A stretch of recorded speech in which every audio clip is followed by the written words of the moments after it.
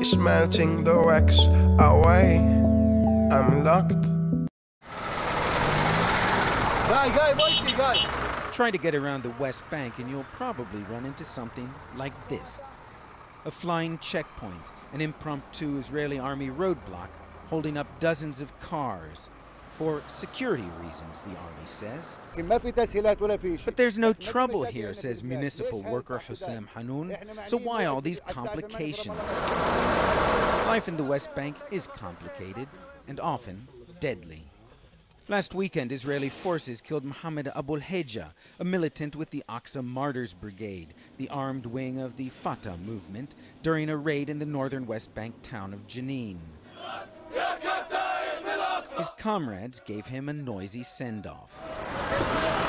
The West Bank, ruled by US-backed Palestinian President Mahmoud Abbas, is supposed to serve as a model of good governance and prosperity, to outshine Hamas in Gaza. But while Hamas has managed to restore law and order in Gaza, and Wednesday ended the almost 4-month kidnapping of BBC journalist Alan Johnston, Abbas's rule is off to a rocky start. He ordered that all militias, including the military wing of his own Fatah movement, the Aqsa Martyrs Brigade, be dismantled. But it's an order few of the men nominally loyal to him are jumping to obey. Zakaria Zubaydi never goes anywhere without a bodyguard. A commander in Jenin's Aqsa Martyrs Brigade, he's wanted by Israel for a series of attacks. I asked him if he's willing to give up his arms.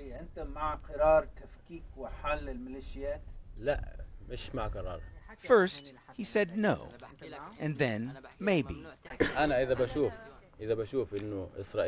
If, he says, I see Israel and the whole world are serious about solving the Palestinian problem through an international peace conference by setting up an independent Palestinian state with Jerusalem as its capital.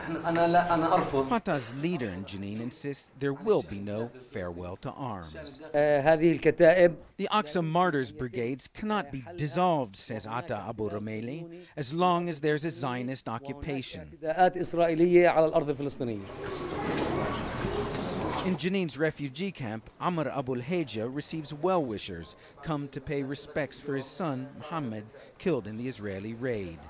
He says Israel is doing little to help Mahmoud Abbas. Instead of leaving people alone, he says, there are closures, clampdowns, checkpoints around the cities. At night, there are incursions. They're not letting anyone relax. And until they can relax, uneasy will rest Abbas's crown. Ben Wiedemann, CNN, Jenin, on the West Bank.